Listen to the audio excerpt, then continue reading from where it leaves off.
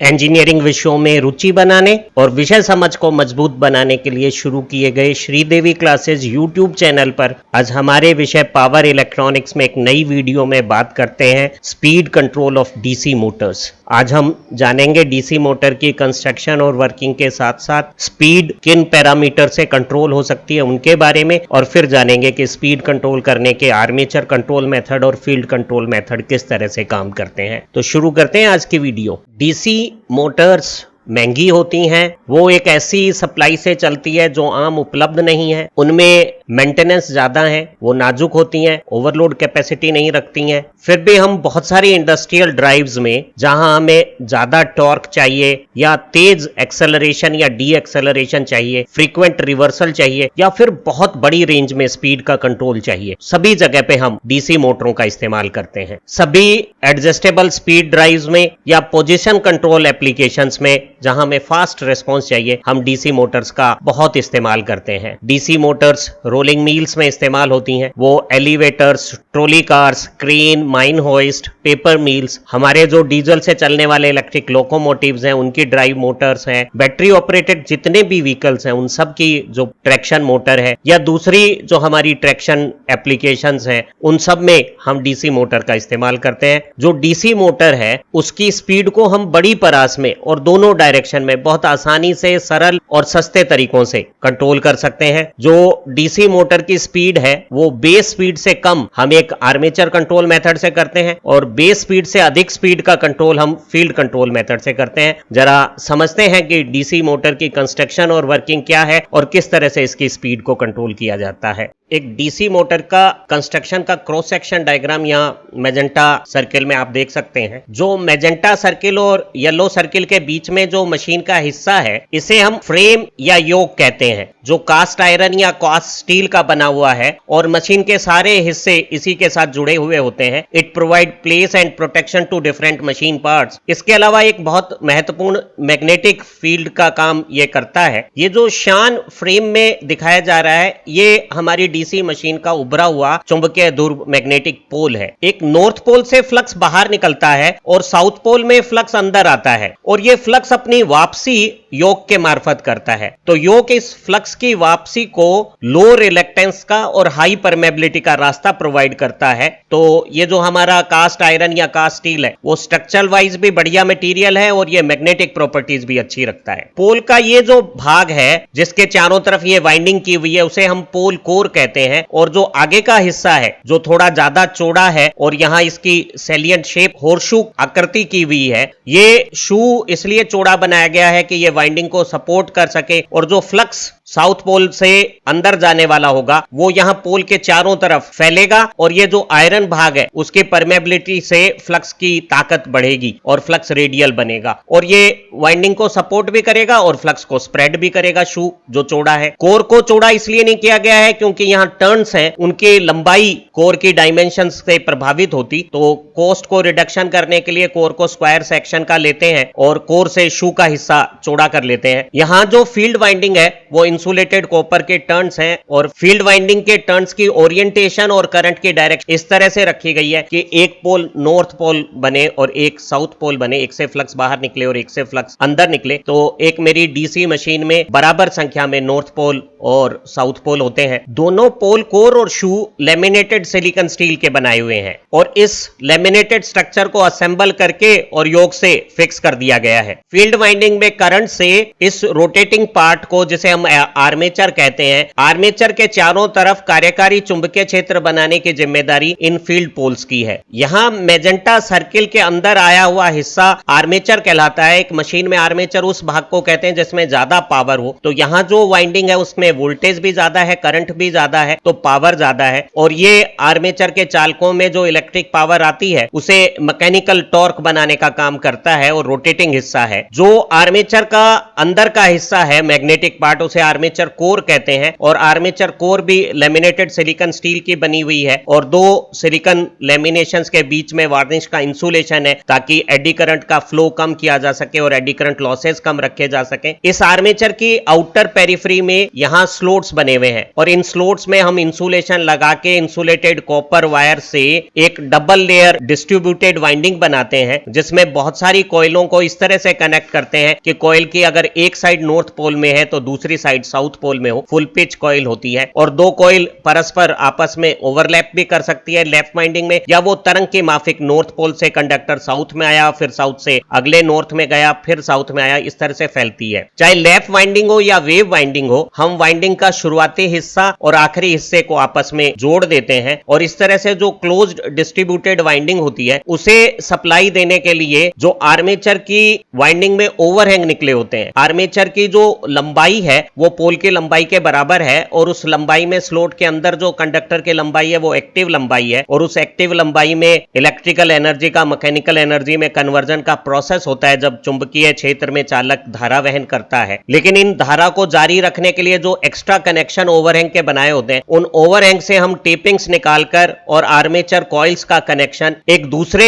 Machine हिस्से से करते हैं जो रोटेटिंग है और उसे हम कम्यूटेटर कहते हैं। ये जो येलो सर्किल में आया हुआ हिस्सा है ये कम्यूटेटर है। कम्यूटेटर वेज आकृति के, कुल्हाड़ी नुमा आकृति के हार्डन्ड कॉपर के टुकड़ों से बना हुआ होता है और इन टुकड़ों को दो टुकड़ों के बीच में माइका का इंसुलेशन लगाकर और एक सिलेंड्रिकल सेगमेंटेड असेंबली बना ली जाती है और हर टुकड़े से कॉइल के ओवरहैंग का कनेक्शन करके और वाइंडिंग के लिए करंट की कनेक्शन बनाने के लिए इलेक्ट्रिक सप्लाई को कम्यूटेटर के ऊपर कार्बन की ब्रशेज से जोड़ा जाता है। जो कार्बन ग्रेफाइट के ब्रशेज हैं वो एक ब्रश होल्डर से जो हमारे योक फ्रेम से अटैच्ड होता है उसमें स्प्रिंग प्रेशर के साथ ये कम्यूटेटर के टुकड़ों के साथ इलेक्ट्रिक कांटेक्ट बनाए रखती हैं और स्थिर है और कम्यूटेटर घूमता है। कम्यूटेटर के टुकड़े से वाइंडिंग के टेपिंग से वाइंडिंग के अंदर इलेक्ट्रिक करंट का सर्कुलेशन होता है। हमारी जो डिस्ट्रीब्यूटेड क्लोज्ड वाइंडिंग है और सेगमेंटेड कम्यूटेटर की असेंबली है और जो ब्रश की हम इंटरपोलर रीजन में जो पोजीशनिंग करते हैं वो इस तरह से करते हैं कि जितने भी कंडक्टर नॉर्थ पोल के नीचे आते हैं उन सब में करंट की डायरेक्शन एक समान रहती है,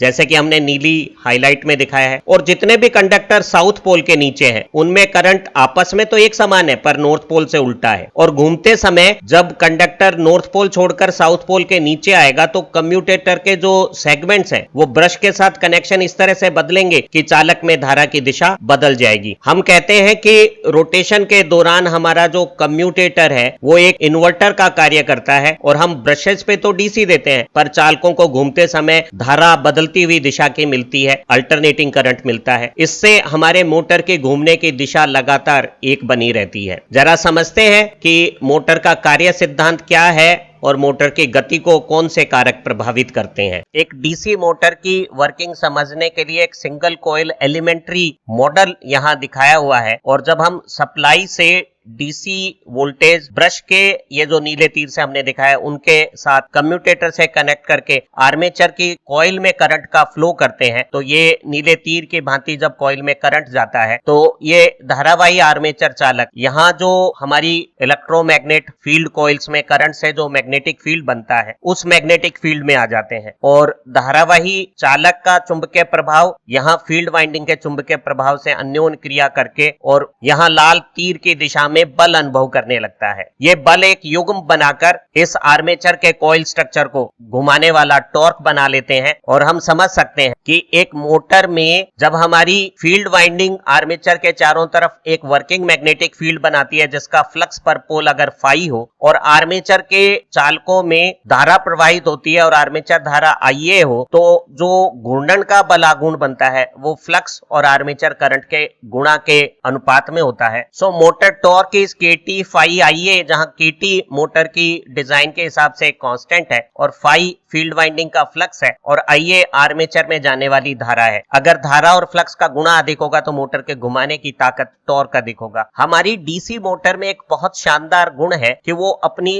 धारा के मान को इस तरह से बदल लेती है कि उसके द्वारा बनाया गया बलागुण लोड की रिक्वायरमेंट को पूरा कर दे। अगर हम किसी मोटर पे उसकी क्षमता से अधिक बलागुण की डिमांड करेंगे तो मोटर अपनी क्षमता से ज्यादा धारा देके खुद को नष्ट कर सकती है। तो किसी मोटर के द्वारा अधिकतम बनाया गया बलागुण उस धारा से निर्धारित होता है जो आर्मेचर में ताप को सुरक्षित स्तर से अधिक किए बिना वहन किया जा सकता है। हमने समझा कि जब धारावाही चालकों पे बल से बलागुण से मोटर घूर्णन करती है तो ये जो सेगमेंटेड कम्यूटेटर है और डिस्ट्रीब्यूटेड क्लोज वाइंडिंग है वो इन्वर्टर का काम करती है। और आप देखिए कि मोटर की ये धारा जैसे ही चालक एक पोल साउथ पोल छोड़कर नॉर्थ पोल में आएगा धारा की दिशा बदल दी जाएगी, लेकिन बलागुण और बल की दिशा लगातार उसे एक ही दिशा में घुमाती रहेगी। अब ये घूमते हुए चालक जब बार बार नॉर्थ और साउथ पोल के फ्लक्स को काटते हैं तो एक मोटर के अंदर स्वतः ही एक जनित्र क्रिया हो जाती है और मोटर में एक विद्युत वाहक बल उत्पन्न होता है। और हमारे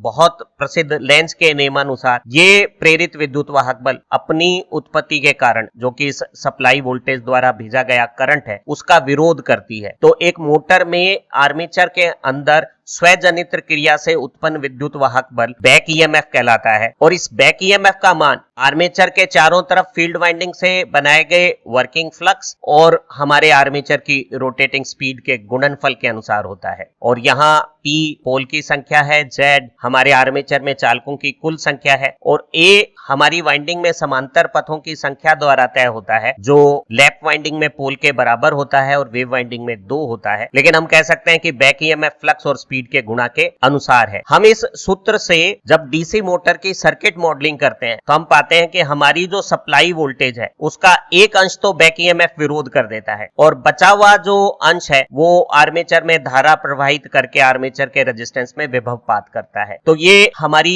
एक डीसी मोटर की वर्किंग के समय सप्लाई वोल्टेज और उत्पन्न बैक ईएमएफ के साथ आर्मेचर धारा का संबंध हो गया है। तो मैं कह सकता हूं कि हमारी जो मोटर में जो बैक ईएमएफ है वो सप्लाई वोल्टेज माइनस IaRa है, जहां Ia आर्मेचर की धारा है और Ra आर्मेचर का प्रतिरोध है। मोटर चलते समय अपना बैक ईएमएफ इस तरह से संयोजित करती है कि इस समीकरण के अनुसार ली गई धारा हमारी मोटर के द्वारा आवश्यक बलागुण का निर्माण कर देती है। अभी अगर मैं बैक ईएमएफ का स्पीड के साथ संबंध देखूं तो मैं पा रहा हूं कि बैक ईएमएफ में अगर एक नियतांक और फ्लक्स का भाग दे दूं तो मेरे स्पीड का ये सूत्र आ जाता है और मैं इस विभव समीकरण से बैक ईएमएफ की जगह ये V माइनस IaRa लिख सकता हूं और ये मेरे लिए एक मोटर की गति का नियंत्रण करने वाला एक कार्य सिद्धांत हो गया है। हमारी उपयोगिता की मांग के अनुसार हमें हमारी डीसी मोटरों से संचालित ड्राइव की स्पीड को नियंत्रित करना पड़ता है। इस तरह से इंटेंशनल हमारी इच्छा से जो स्पीड में हम परिवर्तन करते हैं उसे हम स्पीड का कंट्रोल कहते हैं, गति का नियंत्रण कहते हैं। जो डीसी मोटर का स्पीड कंट्रोल है वो हमारी आवश्यकता के अनुसार हम मैन्युअली भी कर सकते हैं और फीडबैक से आधारित किसी ऑटोमेटिक सिस्टम से भी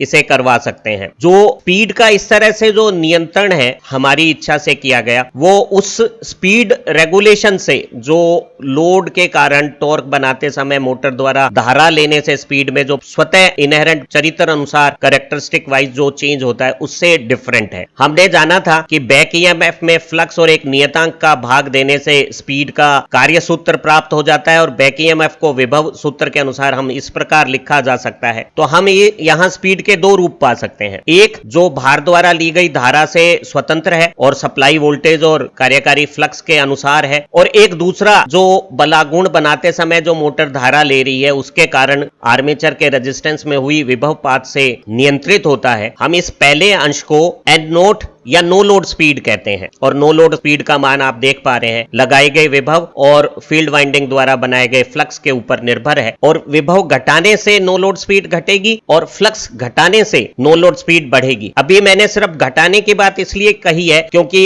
एक हमारा रेटेड क्षमता मान होता है विभव और फ्लक्स का, और किसी भी मशीन की क्षमता से तात्पर्य है वो अधिकतम कार्यकारी स्थितियां जिस पे उसका ऑपरेशन सुरक्षित है। तो अगर हम क्षमता से अधिक विभव या क्षमता से अधिक फ्लक्स बनाएंगे तो मोटर में क्षतियां बढ़ने से, ताप बढ़ने से ऐसी हानियां हो सकती हैं कि मोटर नष्ट हो जाए। तो हम विभव को क्षमता से ज्यादा या फ्लक्स को क्षमता से ज्यादा नहीं करेंगे, हम सिर्फ उन्हें कम करेंगे और आप देखेंगे कि विभव कम करने पे नो लोड स्पीड कम होगी और फ्लक्स कम करने से नो लोड स्पीड बढ़ेगी। तो हम दोनों काम कर सकते हैं, नो लोड स्पीड को घटा भी सकते हैं विभव को बदलकर और बढ़ा भी सकते हैं फ्लक्स को बदलकर। और ये जो दूसरा भाग है यहाँ येलो हाईलाइट में दिखाया हुआ, अब ये वो स्पीड में परिवर्तन है जो भार या लोड लोड के परिवर्तन से हो रहा है। और हम देखेंगे कि मोटर अगर अधिक बलागुण बनाती है, ज्यादा धारा लेती है, तो मोटर की गति धारा बढ़ने से कम होती है। हमने जाना था कि एक मोटर के द्वारा बनाया हुआ बलागुण उसके द्वारा ली गई धारा के समानुपाती होता है और मोटर की धारा बलागुण बढ़ाते समय बढ़ती है। और धारा और गति के साथ जो संबंध है मोटर का, जो इस अभिलक्षणिक समीकरण से हमने समझा है, इसमें स्पीड और धारा के संबंध में एक ऐसी स्पीड है, गति है, जो धारा शून्य पर प्राप्त होती है और वो विभव और फ्लक्स के अनुसार ये नीले तीर से इंकित नो लोड स्पीड हो गई। और जब मेरे मोटर का बलागुण बढ़ने से धारा बढ़ती है तो ये स्पीड रेगुलेशन से उसकी स्पीड यहाँ नीले अभिलक्षण से जैसे स्पष्ट है घटती है। अधिक धारा से आर्मेचर के रेजिस्टेंस में विभवपात होने से ये जो डिफरेंस है वो बढ़ता है और नो लोड स्पीड से एक्चुअल स्पीड कम हो जाती है। हम एक मोटर की इलेक्ट्रॉनिक विधि से गति को एक आधार गति से ज्यादा या कम कर सकते हैं। जो मोटर की बेस स्पीड है वो स्पीड है जो एक मोटर वर्किंग कंडीशन में रेटेड करंट लेते समय रेटेड सप्लाई वोल्टेज और रेटेड फ्लक्स के साथ बनाती है। अगर हमें स्पीड इससे अधिक चाहिए तो हम इस नो लोड स्पीड को बढ़ाने के लिए फ्लक्स जो मोटर बनाती है उसे घटाते हैं और इस तरह से फ्लक्स का परिवर्तन करके स्पीड का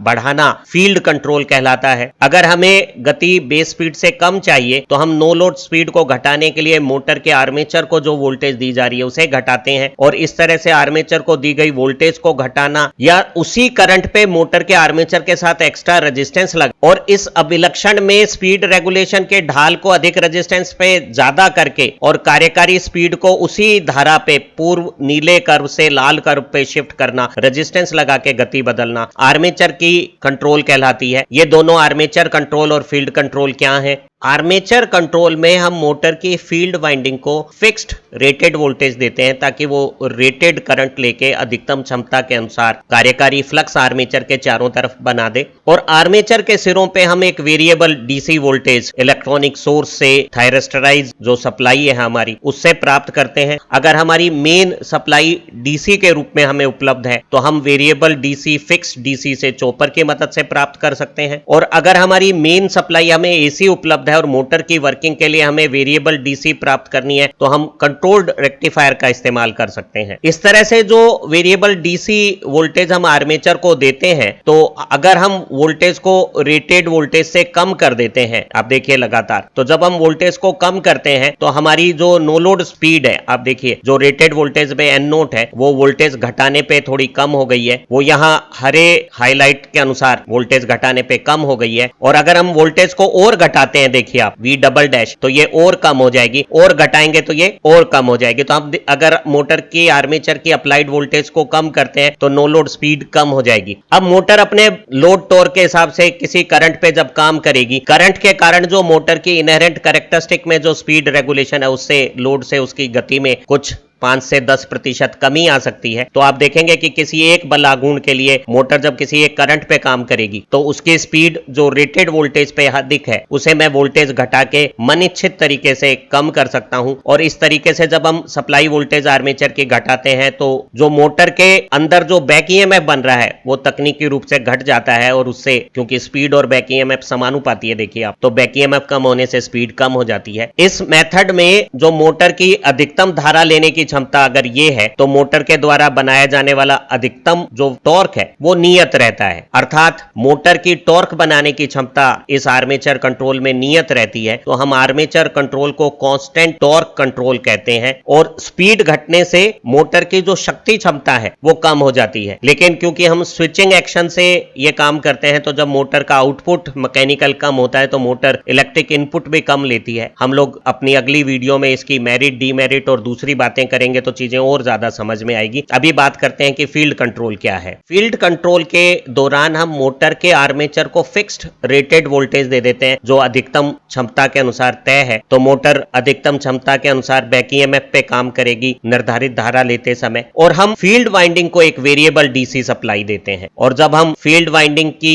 करंट को वोल्टेज घटा के कम करते हैं तो उसके द्वारा बनाया गया फ्लक्स जब कम होता है तो हमारी मोटर की नो लोड स्पीड भी फ्लक्स का कम होने से अधिक हो जाती है। और यहां जब फ्लक्स कम हुआ है तो ये जो स्पीड रेगुलेशन की फीचर है इनहेरेंट कैरेक्टरिस्टिक में, वो बढ़ जाती है। तो अगर कम स्पीड पे जब मैं नॉर्मल फ्लक्स के साथ मोटर को ऑपरेट करता हूं तो उसकी स्पीड कैरेक्टरिस्टिक ये काले रंग की है, जो नो लोड से फुल लोड तक मान लेते हैं कि 10% स्पीड को घटाती है। तो जब मैं फ्लक्स को कम कर दूंगा, आप देखिए कि रेटेड फ्लक्स से ये फाई 1 जो फ्लक्स है वो कम हो गया है, तो मेरी नो लोड स्पीड बढ़ जाएगी और स्पीड रेगुलेशन भी बढ़ जाएगा। वो 10% के बजाय 15 या 20% हो जाएगा। लेकिन मैं पाऊंगा कि मेरी मोटर है वो अब पहले से ज्यादा स्पीड पे किसी भी कैरेक्टरिस्टिक कंडीशन पे ऑपरेट हो सकती है। जब मैं मोटर की स्पीड को बढ़ाने के लिए फ्लक्स को घटाता हूं तो मोटर के द्वारा जो टॉर्क फ्लक्स और करंट के प्रोडक्ट से बनता है वो घट जाता है। तो मेरी मोटर हायर स्पीड पे कम टॉर्क बनाती है और जब वो कम स्पीड पे होती है तो ज्यादा टॉर्क बनाती है। और एक खूबसूरत बात है